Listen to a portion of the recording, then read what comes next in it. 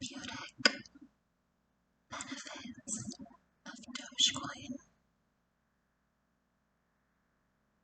and Other Mild Delusions. Camille Cordy. Psychology is the study of the brain and how it contributes to human behavior.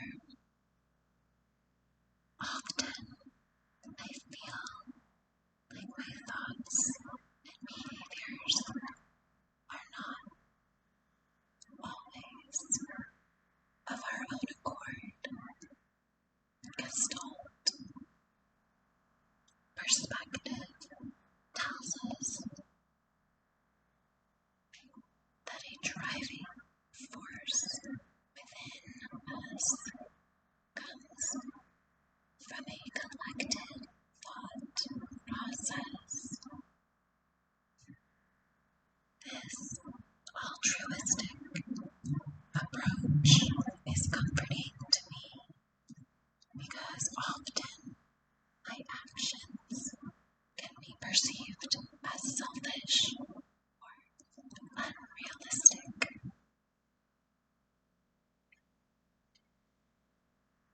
And for me to feel like I am not acting on greed or delusion,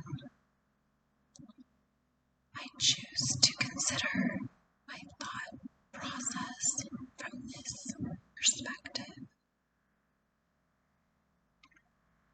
It is also my deepest feeling.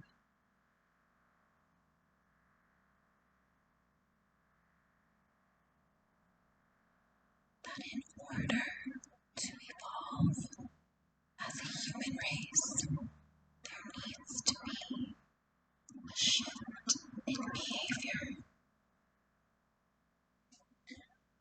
And I intend to contribute to the evolutionary process by ensuring my innovative thought is transfused with the collective. Carl Jung called this untappable well of brain data, the collective unconscious, and his studies showed that often psychological issues occurred with the conscious mind and the collective mind were in disharmony, like I feel sometimes. Another way to study this process of collective thought is what P.F. Skinner called operant conditioning, a way of looking at human behavior in terms of cause and effect.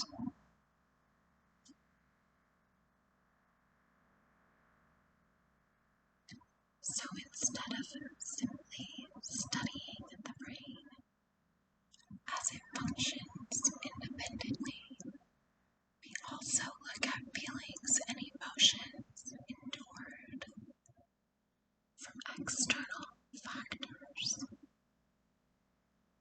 such as information we can gather from the collective conscience, the unifying force within a society. Schizophrenia is a psychological disorder in which an individual sees and hears things that are imperceptible to others. In some cases, the individual holds strong beliefs that are not always based in objective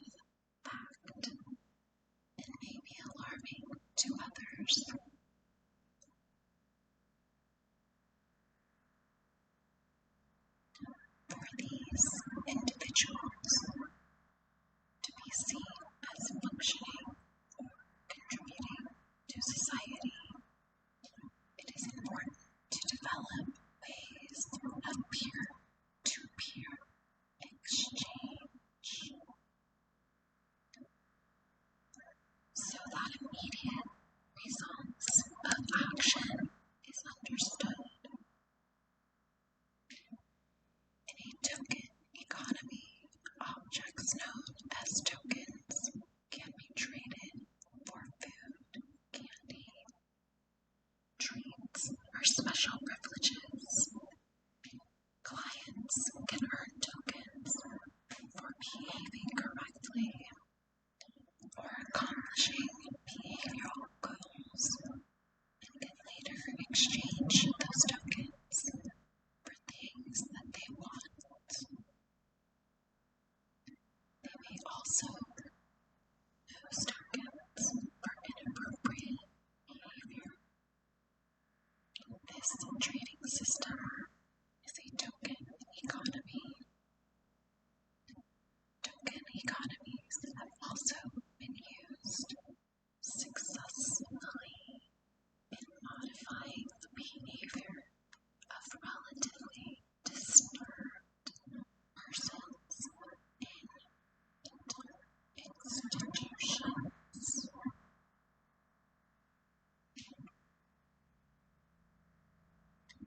Such as people with schizophrenia or depressed persons. In a broader sense, a token economy could replace our current central banking system using cryptocurrencies. Adler theorized that we are conditioned in a sort of inferiority complex, and I recognize this to be true based on our reliance on fiat. Currently, we rely on third-party monetary evaluation to understand the fiat dollar, its value. In American culture, we are taught at a very young age that we need to earn money. And this notion feeds our insecurities and feelings of inadequacy. In modern times, I believe Adler might refer to the behavior of central banks as gaslighting, which is a form of psychological abuse where the victim is made to question their feelings, thoughts, and emotions. I have made the joke that Americans are experiencing daddy issues and that J.P. Morgan is a bad dom. A bad dominant is a term in the BDSM community where the effort to conceal complete control over a submissive is solely for the sake of feeling powerful, not for the sake of caring for the submissive.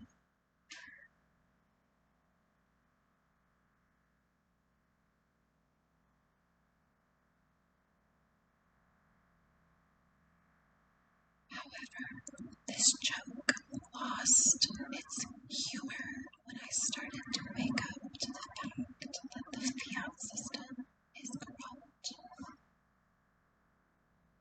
And I myself was a victim of the gaslighting tactics of the Federal Reserve and central bankers. For us to move out of what I perceive society to be experiencing at mass and in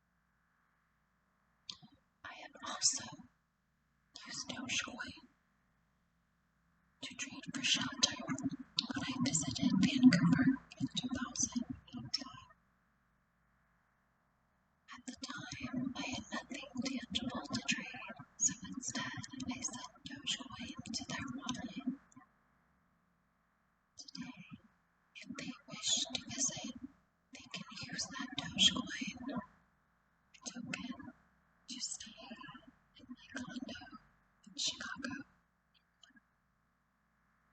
This system leaves the value of exchange solely to the parties involved, allowing for direct understanding of motivation and thus creating trust between two individuals without the need for a third evaluation. Now we both understand that Dogecoin holds value and that we can trade with it for shelter in different countries. Burning Man Festival is an annual, ongoing experiment in social behavior. Participants follow 10 guidelines, 3 of which reflect the economic system. Gifting. Burning Man is devoted to acts of gift giving. The value of a gift is unconditional. Gifting does not contemplate a return in exchange for something of equal value. 2. Decommodification. In order to preserve the spirit of gifting, our community seeks to create social environments that are unmediated by commercial sponsorships, transactions, or advertising. We stand ready to protect our culture from such exploitation. We resist the substitution of consumption for participatory experience. 3. Radical self-reliance. Burning Man encourages the individual to discover, exercise, and rely on his or her inner resources. In time, we have seen these principles in practice begin to cultivate an economy that moves away from the consumer mindset that is so prevalent in today's American society.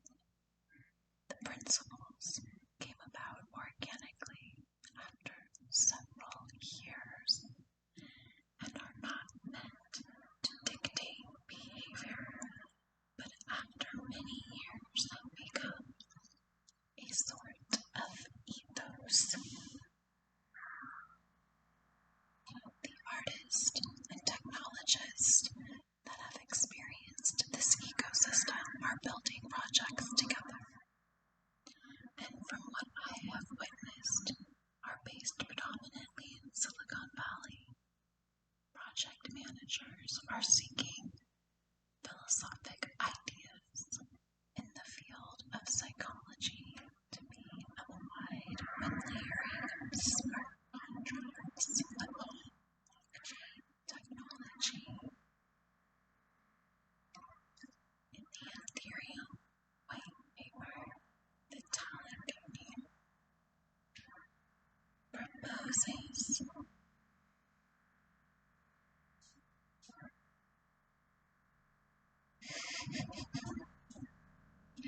that decentralized autonomous organizations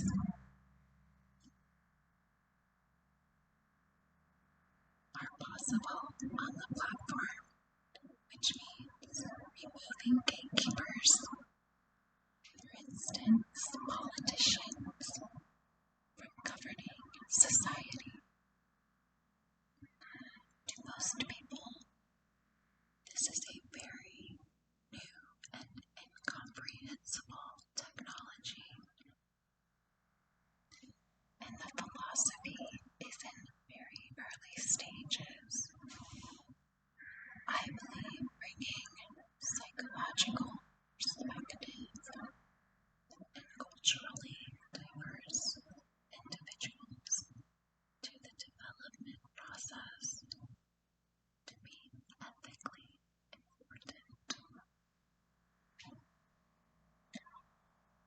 decided to enter the field of psychology after 5 years of getting sober with the intention of helping other addicts. Addiction is something I have experienced in many ways, with alcohol happening to be the deadliest of my addictions. Based on my own experience, I believe that an addict working in the field of addiction recovery is hugely beneficial. Not only would I be helping myself by serving others, but out of everywhere I sought therapy for addiction, it was the reflection of self I found in other addicts that made me aware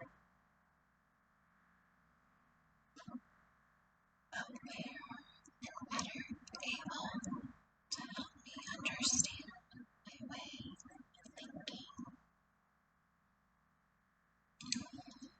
I also felt being held accountable in my efforts to study addiction in a professional setting would benefit my recovery process. It was not until after my introductory course in psychology that I began to better understand how my behavior, even in sobriety, could be affecting the people around me. The thoughts and emotions I had been acting on could be perceived as disorderly, and my unwillingness to behave according to social norms created anxiety in people I love and care about. However, I felt that many of my fears and anxieties were constructed by my ego, and in order to feel good and be happy, I had to deconstruct myself, and I am equipped with the tools.